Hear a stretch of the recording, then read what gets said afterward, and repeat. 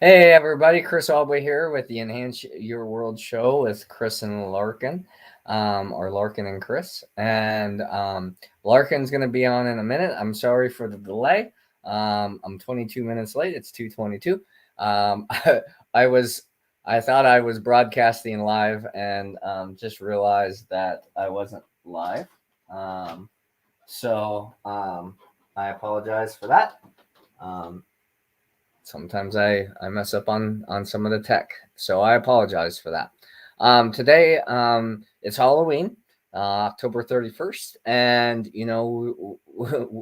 we want to talk about things about entities and ghosts and goblins and all these stories that we've heard growing up, and how do they relate to our everyday life. How do we overcome um, and be the light that we are if we're in fear of dark forces that are beyond our control?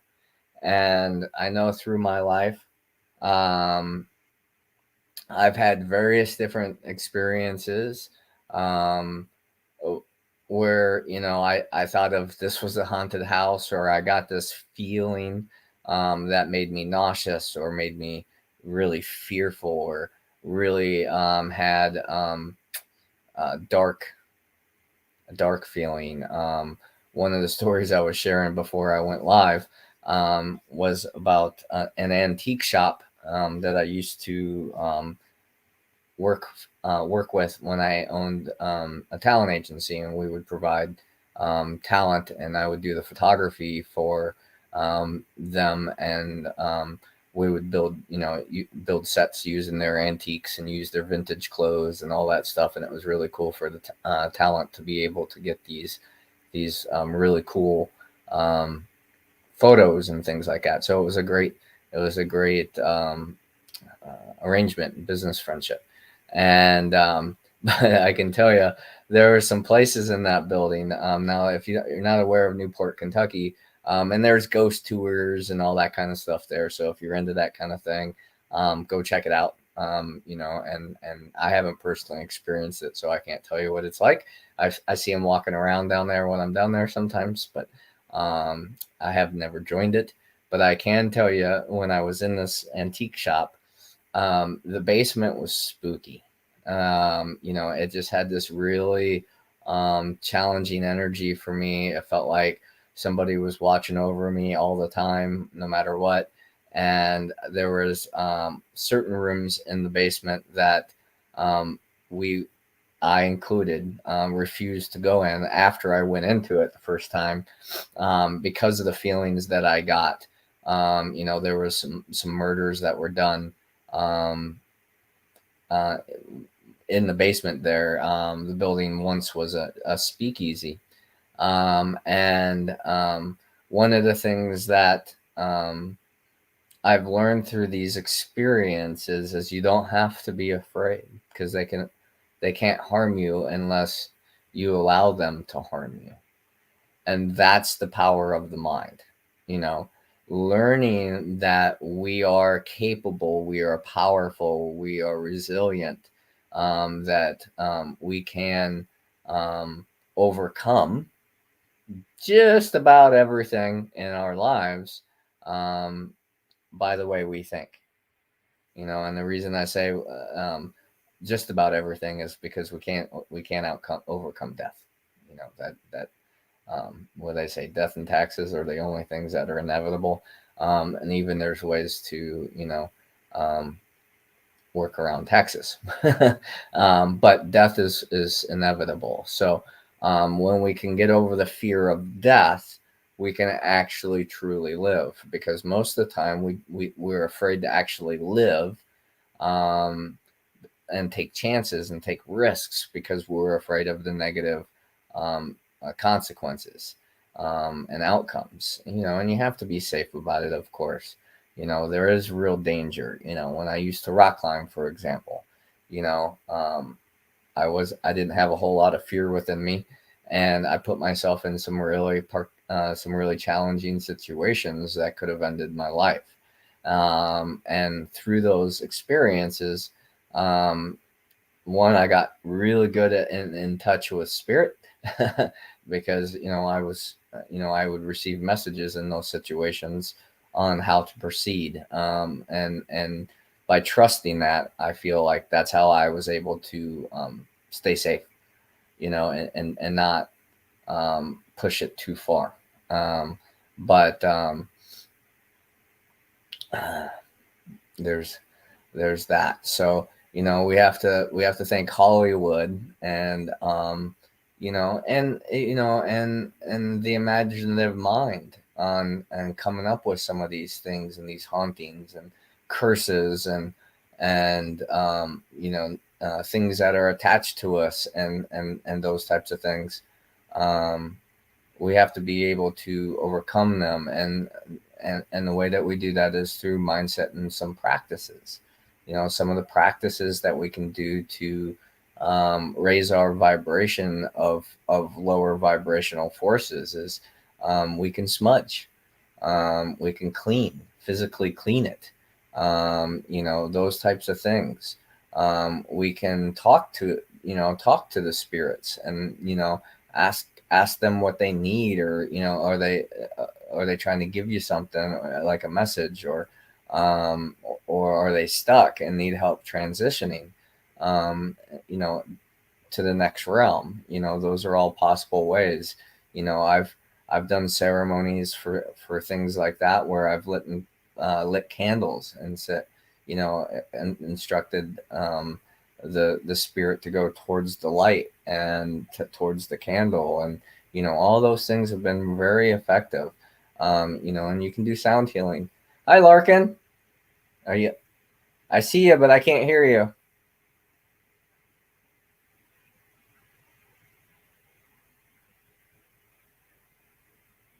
Okay. There you are. Yeah. Larkin to the rescue. Oh, yeah, it's fine. Yeah. I wore orange and black for everyone, and look at these. Ooh. Can you see them? Not real well. They're hand carved owl earrings. This was very fitting Nice. for today. Those are cool. See that? Yeah. Wow. So talking about spirits and things, I thought that was pretty cool. It was fun to wear for Halloween. That's one of my animal totems. So Okay. somebody actually sent that as a gift, and there's a person that actually hand carves those. So I tried to get in the spirit for everyone. Tried to get in the mood. Right on. Yeah, well, what were you chatting about? I had to totally reset everything like 3 times, so I missed anything you were saying. Well, and I talked for like 20 some minutes and then realized that I didn't hit the go live button. Oh no. So a lot of what I said didn't get shared. What were you trying to share? What I was talking about was, energies and haunted places and getting those funny feelings and maybe seeing apparitions and, all those types of things, and, and what that is, and what it could be, and, some of the ways that you could embrace it as a positive, or also ways to ask it to go away. That's perfect. So that's perfect. And now, what did the audience get to hear all of that part, or is that the part that they didn't get to hear? I think I took 22 minutes and put it in like 5 minutes. So okay, that's awesome. Well, I mean, I think Halloween's a great time for us to talk about that, right? Because everybody's celebrating this in one way or another. They're either going out and having a beer, or dressing up and going to a Halloween party, or having readings. But it this time of year does bring up those types of questions and conversations. So I think that's cool, because what I've noticed as an intuitive psychic medium and a channel and all of that as well. I mean, most of you know, if you know me and you're listening on here, that's my everyday life, seeing spirit or whatever.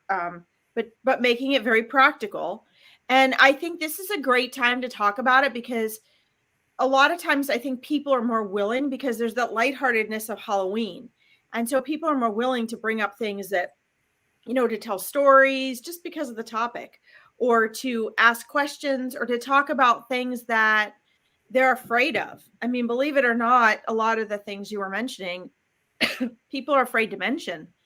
You know, if they think they've been cursed or haunted or something, they're afraid, you know, an entity has clung to them or it's a family curse. And if they bring it up, you know, bad things may happen to them or that entity might come find them. I mean, all sorts of ridiculous things that aren't ridiculous to the person, Right. but they're things that honestly are Halloween.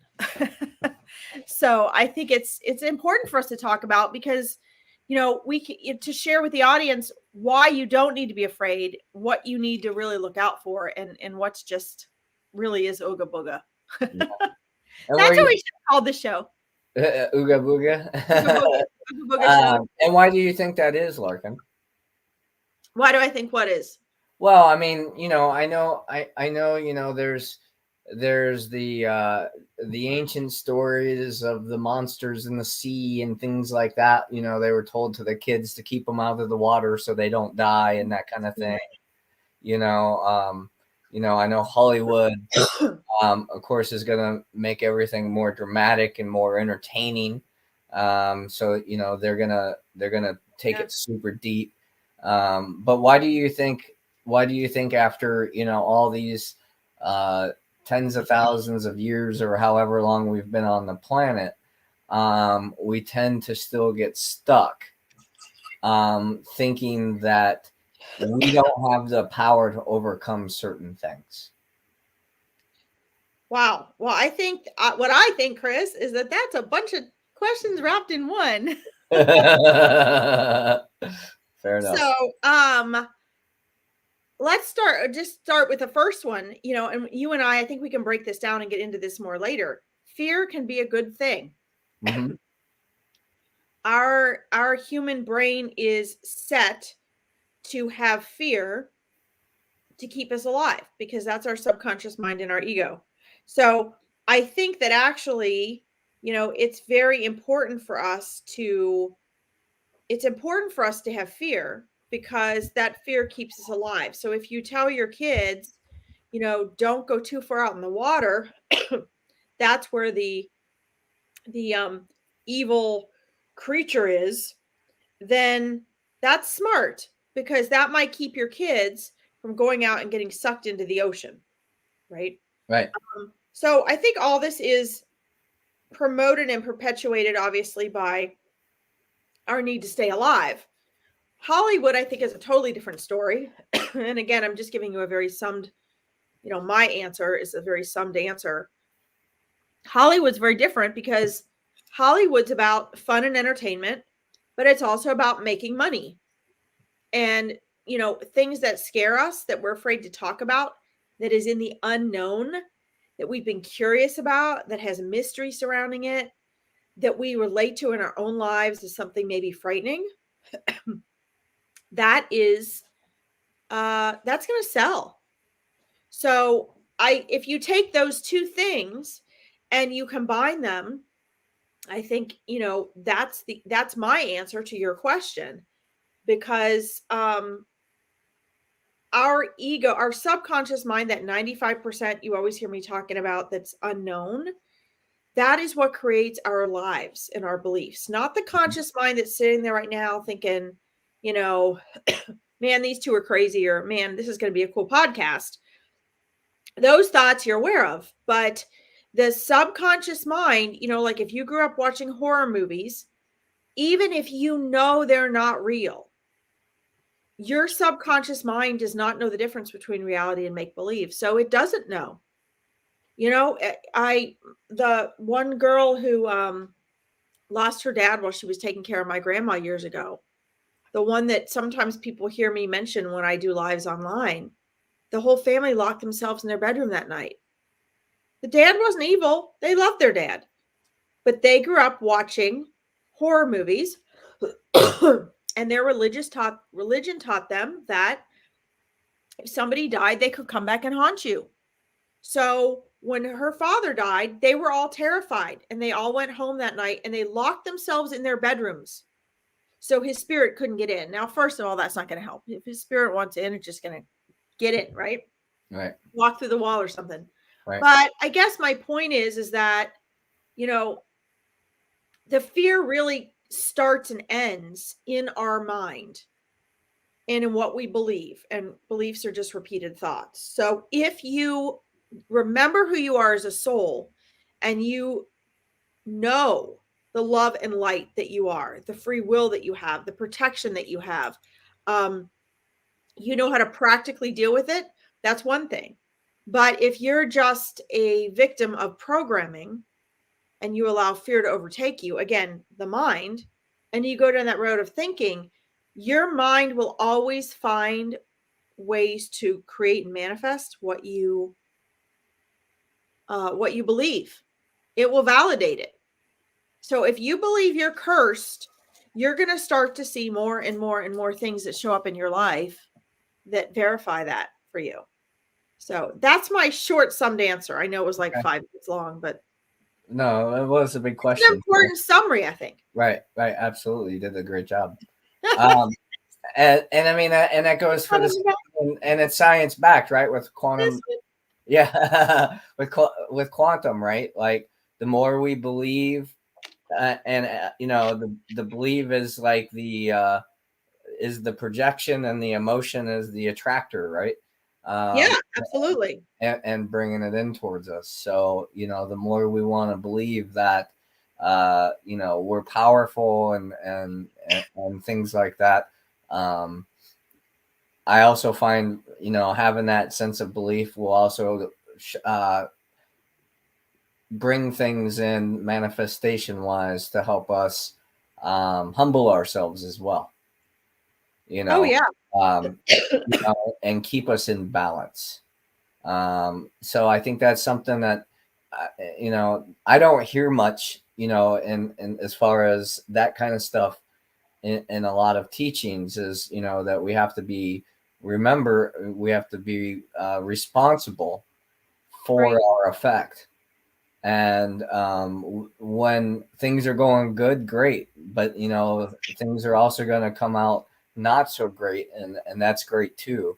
Because that's an experience to humble us, to remind us that we are part of the whole, we are part of the collective, and what we do in our own life affects other people and the planet in the whole. Absolutely. No, I mean, this is important. We unfortunately, again, for control of the masses, for the economy, for money, the mind is made to be susceptible to fear because that was survival. And that mind in human beings is over 10,000 years old, and it's not going to change anytime soon. But the way we live has. So we have to find, in this time of evolution, it's up to us to get to know ourselves better. And I mean, Chris, I mean, I'm all about that. I mean, my clients is all about remembering who you are, not just as a human body with a soul and a brain, but really remembering who you are in the bigger picture. You were someone and something before you came into this life, and you always have been, and you always will be. And so when we are talking about having these conversations, if you look at this narrow little world we live in, where we all kind of believe each other, it's like, this is good and bad, that's right or wrong. Oh no, that happened. Oh, I mean, I listen to people everywhere I go, and it's like, oh, something terrible happened. Oh, I had a terrible day. You know what, guys? Everything is always working out for you. Mm-hmm. It's so hard to believe. We are so programmed 24/7 with music, with people, oh, music helped me, or cigarettes help me, or alcohol helps me. Guess what? I love music. My dad was a musician. I was a musician. The problem is that if you're listening to music that is reinforcing self-defeating thoughts, feelings, and behaviors, it's not helping you just because it's music. Right. I mean, it's not, I mean, I love country. I love Carrie Underwood, but that song where the girlfriend he's going to slash her tires and he's not going to cheat on the next girl. Okay, well, I'm not knocking that song, but I literally have a friend at the barn whose grandson is being stalked by his girlfriend. And she's doing exactly that because she thinks he cheated on her. Now, maybe she didn't get that idea from that song. But my point is that, you know, we live in a world where, oh, something bad happens to me. And now I have to go, because the mind is drama, as Eckhart Tolle says. Now we're convinced we have to go through all this. And I'm not knocking healing, guys. We're going to talk about healing. But what the ego says is, oh, now you have to react. Now you have to defend. Now you have to heal. Oh my God, it's going to be a decade before you can get your life back. And the fact of the matter is, people, that's your choice. The problem is we don't live in a world that knows to tell us, or that makes us think it's not our choice. You don't realize how many choices you have that are yours. And I am not being unsympathetic or unempathetic, guys. I've been there myself. But I also remind myself, what choices do I have here that I'm not aware of? You know, our responses and our reactions are always our choices. So I think that, you know, when we look at the world, I mean, in my coaching, I try to encourage people to not look at the world is not black and white. You know, just because, you know, you had a fender bender and it's raining out and you lost your job yesterday, that does not mean your life is going downhill. Mm-hmm. But we look at it as, oh, I'm having a bad week. Oh, this, okay, well, that's okay. But obstacles are always opportunities and things are always working out for you. So if things seem to be going wrong, that is the universe. That is your higher self. That is life saying, hey, either you're not moving on fast enough, you're unaware of something. You need to make some changes. You need to get out of your comfort zone, because life will push you out of your comfort zone, whether you choose to or not. And when we wait too long on our own terms to make those choices, life will shove us out that door. Mm-hmm. And then we are trained and taught. Not all cultures believed this. When things would go wrong, what things going wrong really mean is things are not going the way you think they should go to get what you want. End of story, bottom line. That's what it means, myself included. And so, you know, that's how I always interpret things when they happen. I'm like, oh my God, this really sucks. What did I miss? What did I not choose? What am I needing to learn here? Because the faster you can answer those questions, the faster you can walk away. And the problem is, if you're raised and taught that everything is cursed or haunted, or you have a spirit possessing you if bad luck is happening, then you're going to take everything I just said and take it even one notch farther, go back into the dark ages and be like, you know, you're giving something you believe is outside of you control. Right. And we can't control everything, but what can you control on the inside? Yourself, your reactions, and that will bring about a different reality. So I think that's really important. And I think that's why this topic is so important. Right. And sometimes our reactions feel like we don't have control, right? Because they're happening so fast and automatically, you know, and you know, that's where, you know, we talk about meditation and mindfulness and pausing and taking a breath and things like that, right? So we can be more response able rather than reactive, you know, because exactly. I know for me, I can get reactive and I get defensive and I can get flustered and I can get loud and, you know, all those things. And that's not helping the situation. You know, it's making the situation more challenging. Where if we can take a step back and practice the pause, we can tend to be more consciously aware of our vibration, our thoughts, our the way we're speaking, the tone that we're using, our body language, all those various different subtle ways that we communicate, so we can be a more effective communicator. Do you have any cool ghost stories? I was sharing a ghost story before you came on. You know, of going into a antique shop in Newport, you know. Oh, neat. it's the old Sin, that was the original Sin City, right? And so there was a speakeasy, but it was then an antique shop, and there was one room that none of us could stay in because it made you feel very ill. You could feel the death, you could feel all Oh the my very, gosh. it was wild. And I don't know, that was before I was practicing and learning this stuff. um and I don't know how it would be for me now. Yeah. But I do know then I was just like, no, no, I understand why you don't keep stuff in that room. I wouldn't go in that room either. That's so funny. No, that's cool. I mean, did anybody ever go in and clear it out?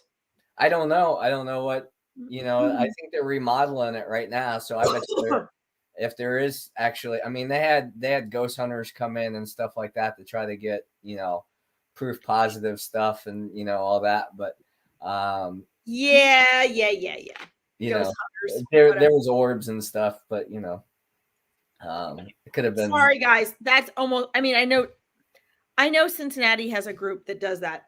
Yeah. And really, they're more just going out and looking for spirits. They're really, but and for those of you that are on here, again, I still have not filled my Hocus Pocus party. I cannot believe I haven't gotten enough people to have that party. So I moved it to the 11th. So if any of you are interested, it's 11th from 12 to 2, and you have to go and register. You have to register either on my page or my website. You'll see it. But this is what we're going to talk about. We're going to answer anything paranormal and metaphysical, scary questions people have. And everybody's going to get a reading. For $25 for 2 hours, you get a reading and you get all of this stuff. And we're going to talk about this because one of the main questions people have is, are ghosts real? And, the answer is yes and no. I'm not going to go over it all because I actually did on my page. There's a little clip of this before my Air One Psychic Radio show from last Thursday. And on that show, I actually answered, are ghosts real or not? And in the Hocus Pocus party, we're going to go into it more. I don't have the time to go into it here, but souls are not trapped here. Can there be negative energies in a place? Yes. Can you clear them? Yes. They're not always from this dimension. I mean, sometimes they're just parallel universes or other paradigms and dimensions coming through. But A, you can protect yourself, and B, you can clear them from that space. It basically clears them from, at least from that dimension where you are. But I think that, like, once you let a fear come over or you feel that negative energy and you think about it, it really can consume you. It makes you feel very heavy. It makes you feel paralyzed. And this is one of the reasons why, the thing that dissipates that energy that you're talking about, Chris, is light. Mm-hmm. No negative or dark energy, no matter how demonic, I wasn't even going to use that word, but it is not, it can't stand the light because all it is a separation of light. And it is only fed by fear. And it's actually a projection. It had been a projection of someone or something. And that projection is fed by your fear. So, in truth, it only has the power over you that you believe. So, I think those stories are really cool because I've been places where it feels scary. It's really dark, it's cold, it feels scary. And I think the important thing for people to realize is you don't need all this. You don't need to trap it or catch it or any of that crap. And it's not a soul that's trapped here. You can't ever really get trapped here. And again, if you guys want to hear this, I'll post the link in the bottom. You can go back and listen to my Air One show and what I talked about there so we don't waste time here. But, there's so many different forms of things that we can call ghosts.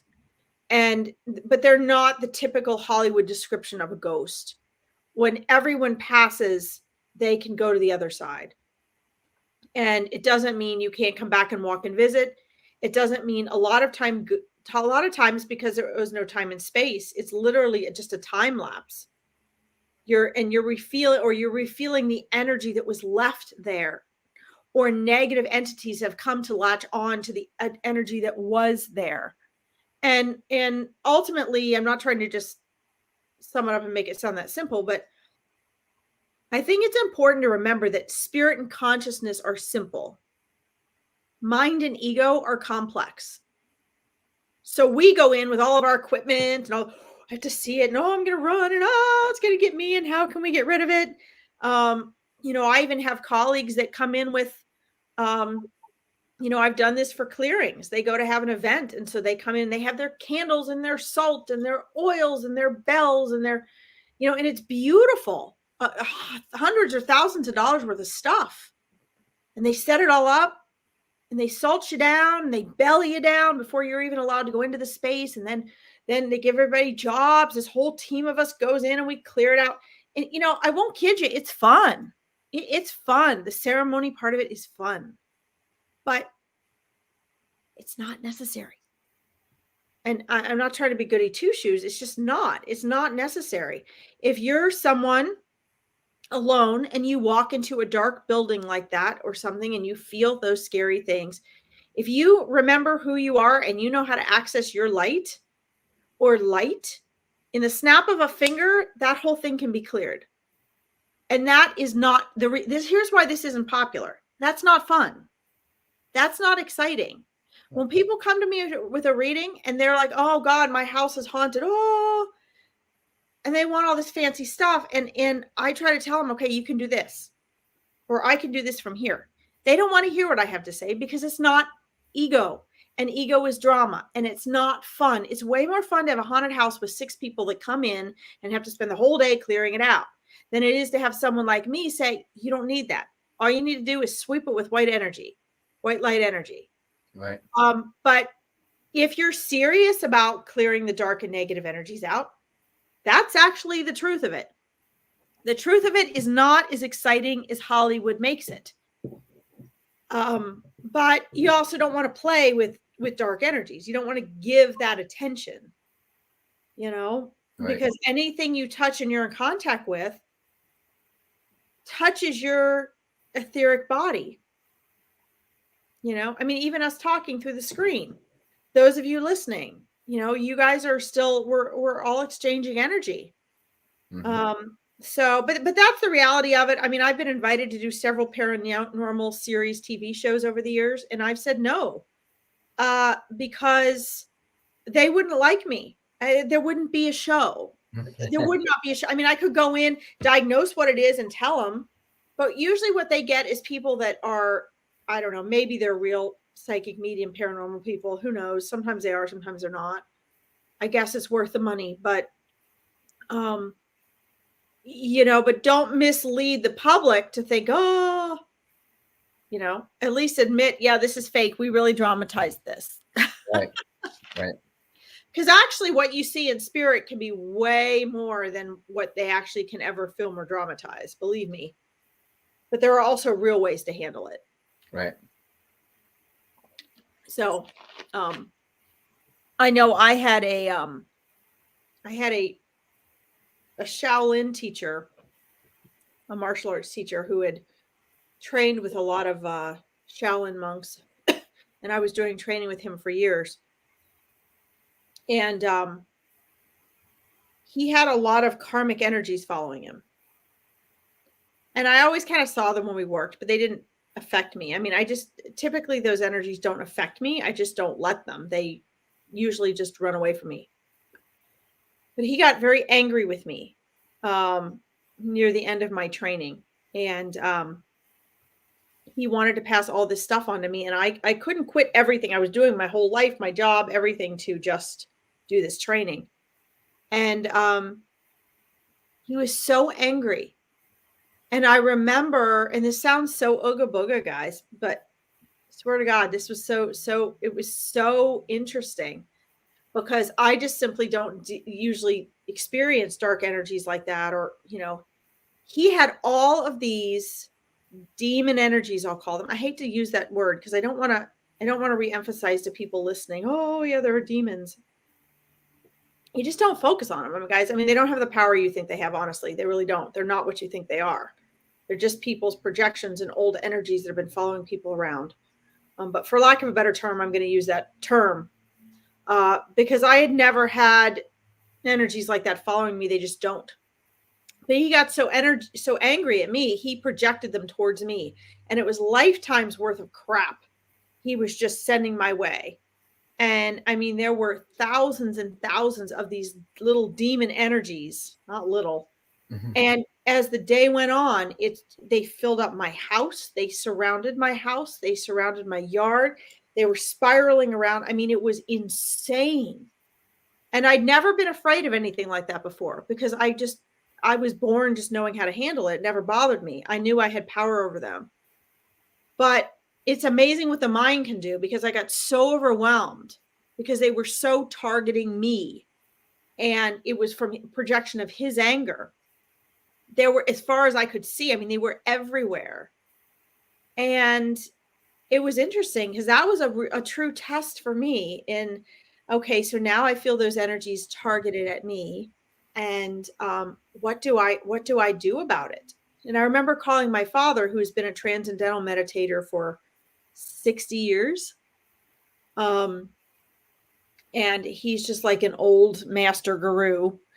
And he said to me this, well, kind of what we talked about last week, Chris, what I mentioned. I told you he'd mentioned this to me.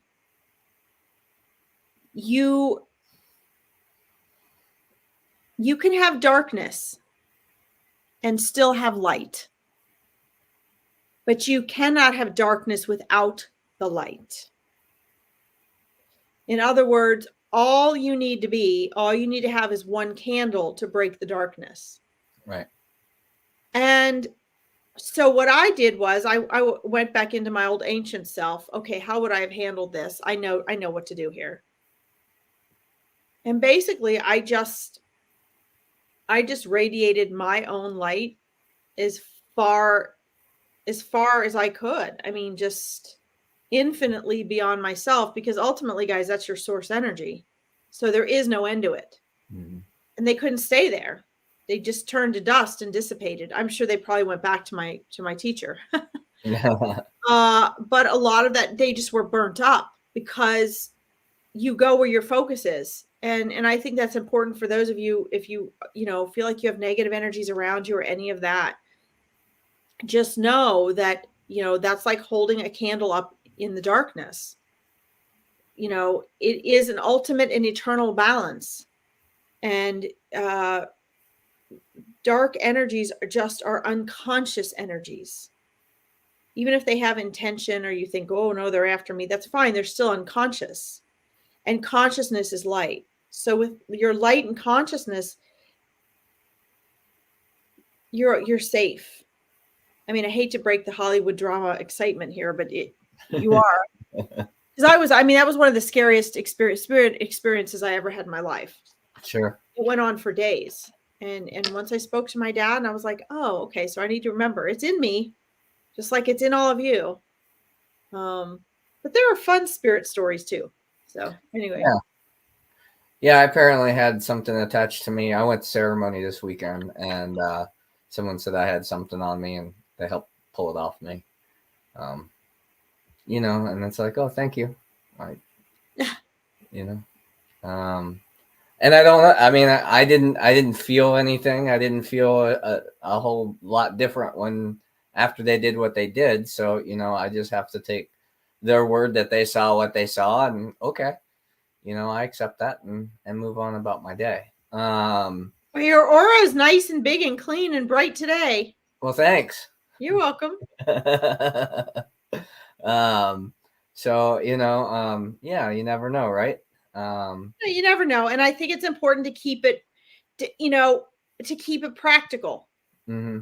I mean, one of the things I know that we're trying to do in this broadcast is, make sure that the things that we're talking about, even from the energetic plane, that, everything is energy. So we're trying to make sure that we're talking about and discussing energy and our non-physical, literal, what we call like our literal reality, you see it, you believe it type of thing.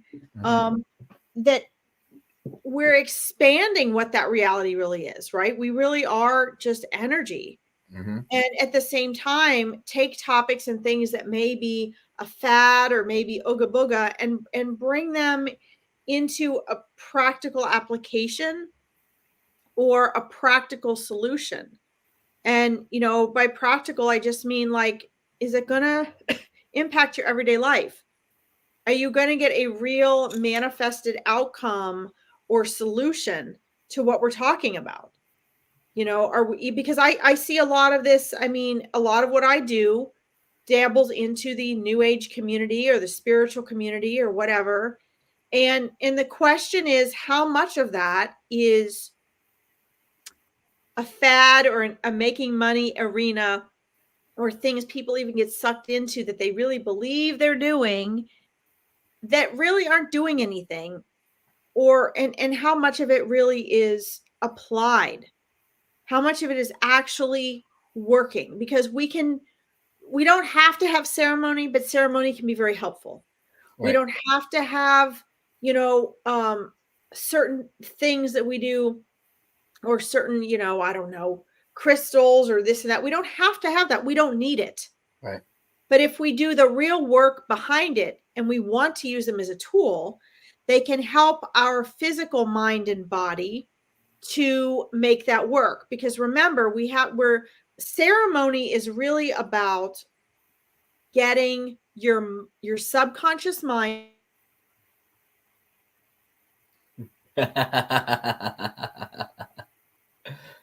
find is like this. You may not believe you're getting healed, but maybe you believe you're getting healed if someone does an hour-long ceremony.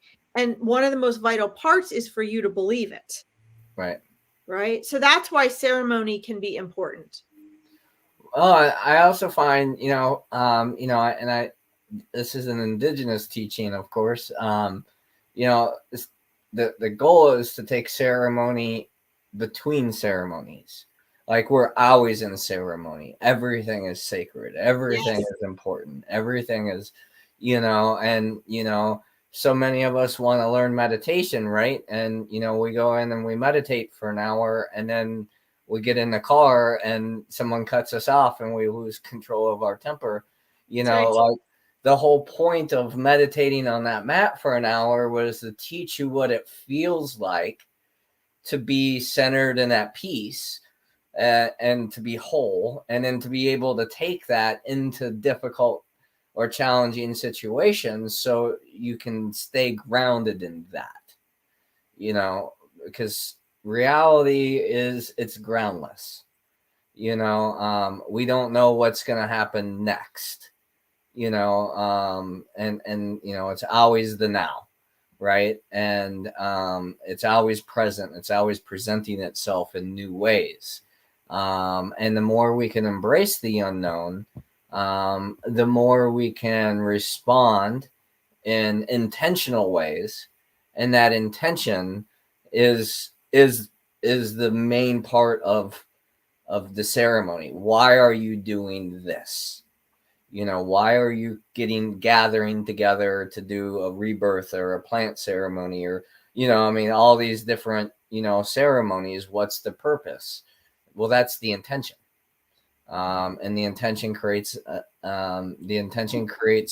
attention, which creates an action and a maybe a sensed outcome. Whether I got it or I didn't get it, or whether it came true or it didn't, however we want to discern that. And it's a way, like you said, it's a way of focusing our mind and our energies. So like, I've always had like a little, I don't know, like a little table that had, just, it's almost like a little spiritual threshold where, if I was struggling with something, or I had a question, or I was stressed out or whatever, I would go and get on my knees and I would pray, and I had everything on it. I had a big picture of the path. I had deities and things from all sorts of different backgrounds and religions. I had my animal totem. I had, a Ganeshi. I had a cross. I had Jesus. I had a Buddha on there, all different things, because it doesn't matter what religions or backgrounds they come from. It's what they represent. Mm-hmm. And could I have sat in my car and done the same thing that I did at that table? Yes. But part of what happens when we do a ceremony is we are creating a sacred space, and we're doing it for the physical existence that we currently have, because we're able to, when we create that space, we're creating that space for the mental, emotional, spiritual, and physical aspects of ourselves to all come together and focus and align for whatever that goal or that outcome is, even if it's just peace. And we've got to remember we are currently physical, mental, and emotional beings temporarily, along with our spiritual selves. And so for those aspects of us, it is so important, and you can walk away different. And people, I think the significance here and what we're saying is, it's not so much the crystal or the ceremony or the, I don't know, aromatherapy you're using. It's, yes, that has a factor in it, but it's that whole process of, not leaving an aspect of yourself behind and really making that groove in your brain that you're doing this, that we walk away with it. Really, that is, to me, that line that creates, it's the human version of creating something sacred for ourselves. And it's also a way of sharing, because our spiritual journey is alone. And we can't truly share what's going on within us. But when we bring it outside of us and we have a way of having a ceremony together, it allows us to partake together. Right.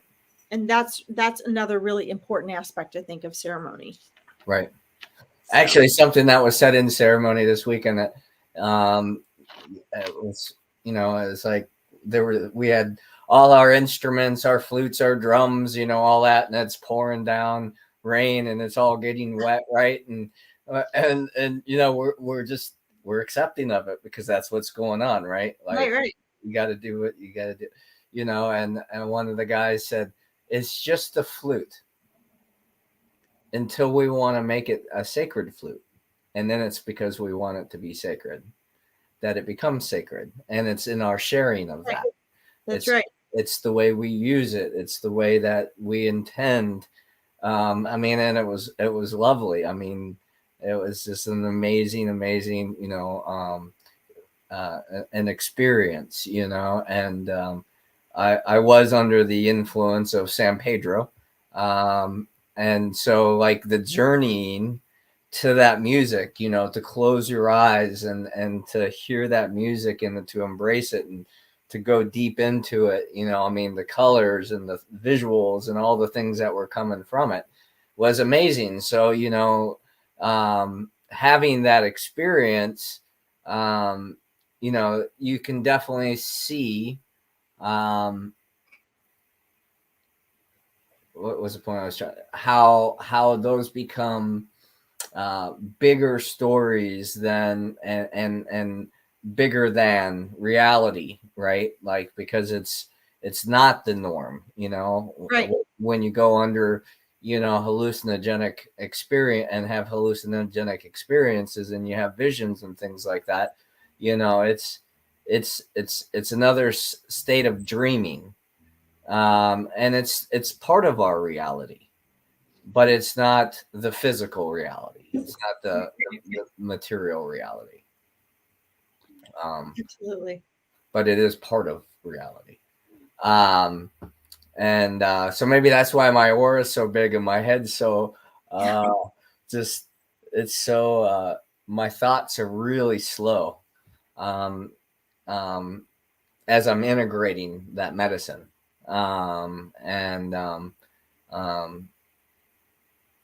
It's a beautiful thing, but it's also can be a very challenging thing. Well, and I think as we, as we summarize up today too, I think one of the most powerful things people can do is just really make that shift. Look at what is the basis that you are, what is the base foundation that you are living your life from?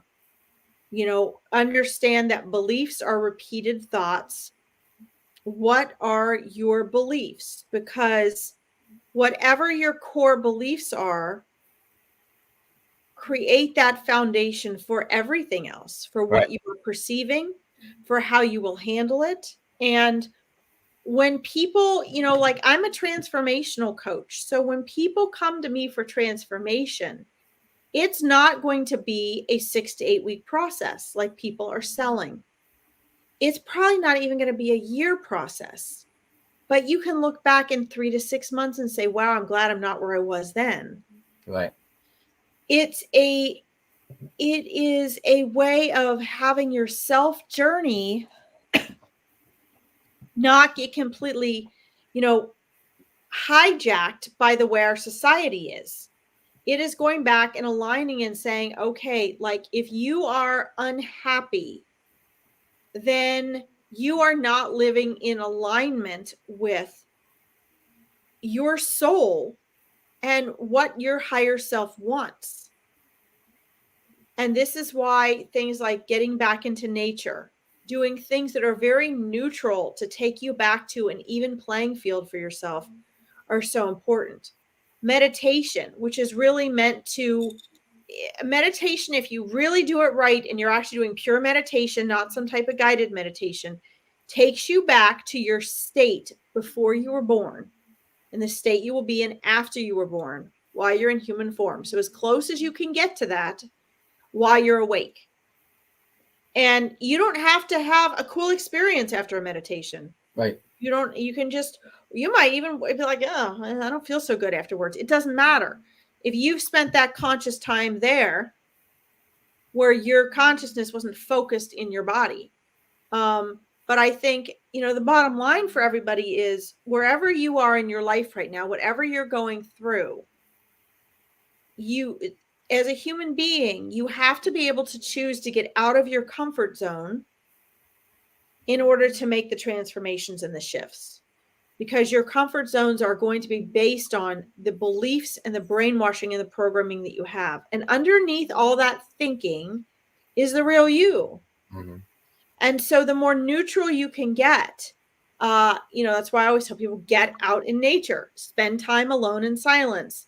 These things are scary to get that neutral, to get away from all the over input that we have. I think that's a sentence, over input. But it's true. We have so much input all the time. Getting back to who you are, not what somebody else or something else has taught you or showed you. Whatever you're comfortable with is the programming that you had. And so, you know, if you want transformation, if you want more positive experiences, that has to come from the inside out. And I think the question for most people is, how in the hell do I do that? Right. You know, And consistently, right? Yeah. I mean, habits and repetition create your reality. So, you know, there is this spiritual ooga booga conscious part that's a part of you and what's making your reality. But then it can't just stop there. It has to go through your power of choice, which means you have to make choices you might not even be aware of. Because believe it or not, you're making choices all the time. Right. Whether you realize you're not, I mean, people say to me all the time, oh, I had no choice, or I had to do this and that, or, you know, I can't stop my thoughts. Yes, you can. You can change your thoughts. You just don't know it yet. Right. Because we are taught to not be aware of our power of choice. And that's something that a lot of ancient cultures taught. They raised their children. They held responsibility. They taught people to hold radical responsibility for their choices. And for us in our Western modern day culture, a lot of times that seems really extreme. Like we're like, wow, they were so harsh and extreme. Like, you know, and it's true, they were like samurai, way too extreme for me. But all of that came from the core of, you can see how much responsibility they took. Right. And the truth is if you want a life where you are at peace, you can honor what you're doing. That awareness of the power of choice that you have eventually needs to be discovered. Right. Yeah, accountability goes a long way, right? Yeah. You can't heal or you can't learn a lesson if you're not willing to be accountable for the part you played in it. Absolutely. You know, Yeah. and I mean, I think that's vital for anything. It is. It totally is. And one last thing, and then I know I got to log off because I got to head all the way to the barn, bring my horses in, come back, do another broadcast, and then go back to the barn today. Oh my goodness. I know, wild times. But I think that for those of you out there that feel like you're a victim, or maybe you don't feel that way, maybe you're like, I'm not a victim, and you don't realize that you're acting that way, because most people have a victim mentality to some extent. Our society encourages that, because then it causes you to want to buy things and want to go on vacation and want to, all these sorts of things that spend money. That's what it's all about, right? But a lot of people are also offended by taking radical responsibility. They see that as they're being blamed. And so when we have displaced and we're repurposing radical responsibility as blame, as a society, it causes a lot of problems, because when we don't take radical responsibility, we are greatly empowered, and you end up feeling stuck and helpless and giving up. And this doesn't help with mental health. This doesn't help with suicide. This doesn't help with relationships. This certainly doesn't help with getting over those humps so you can move forward with your life. Right. So I think if we can remind people that radical responsibility doesn't mean you're taking blame. It means as soon as you take responsibility for something, for your own part in something, even your own feelings and emotions and reactions and responses, you're stepping into your power. Right. And when you step into your power, everything shifts and you stop feeling helpless. I mean, for me personally, I would much rather feel like, oh shit, yeah, that was totally my fault. Right. Okay. Because why? Because when you take radical responsibility, you now are picking up the baton to say, I have the power now to change my reality and to do something different next time, to learn from my mistake. If you stay in the victim role, you're giving all your power away to everyone and anything else, including your ego and your emotions. And you're saying, I am waiting on someone or something, factors outside of myself, to change things for me. Guess what? That will never happen. Doesn't ever happen. You just end up trying to control things on the outside. But if you step in your center and you take radical responsibility, then okay, fine. So things are going to shit, but you know what? You're aware that you have a power at any moment to make a choice for the better. Right. And that's something we don't have when we're playing the victim. The difference is when we're playing the victim, we can be lazy and we don't have to do anything. We can just blame everybody else. Right. But it is a sure ticket to misery. Right. And for a lot of you guys out there feeling stuck, you don't even know you're doing that. You're not doing it on purpose. I mean, I've had people say to me, I'm responsible. They don't even realize they're not. Right.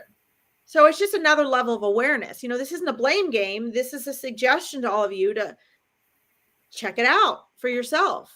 If you're feeling stuck, check it out for yourself. Yep. Oh, and the one of the more challenging things in my reality is knowing that I'm responsible for it and still not doing anything about it. Because again, it's still my responsibility, right? You have the awareness and you're just like, yep, this is where I'm at right now. And for some reason, I feel like I need to bask in this a little bit. There's some lessons that I need to learn. There's something here that I'm not seeing. Right. And so that's why I don't feel empowered to move on, because I'm not done with it yet.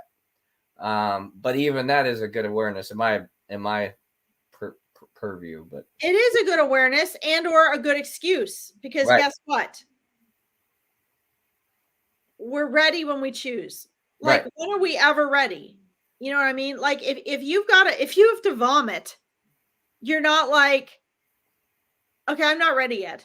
I'm not ready yet. You know what I mean? Like you can't wait till you're ready for it. I mean, it's just kind of how our life is. Sure. But we're ready when we decide we're ready. And the truth is we're never ready for the growth. We just have to choose it. Right. And so what you're saying is really important, to just look at it and be like, okay, yeah, for some reason I'm not choosing this. Right. How do I get myself moving? Right.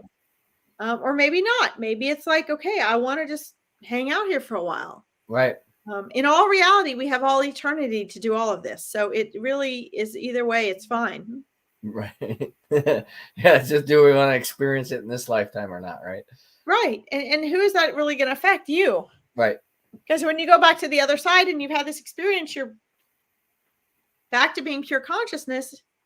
It's all good. You've got eternity, right? Right. It's only here we feel those pressures on ourselves. Yeah.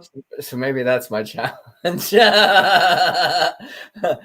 to me to rip it apart for you, Chris. Yeah. Thank you. Appreciate you. But my ego is like, yeah, I'm good.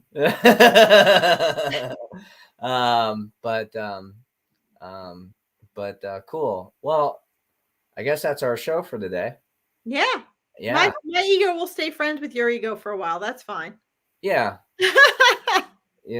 I've spent so many years bashing it that I thought I should befriend it, so I'm not scared of it anymore, right?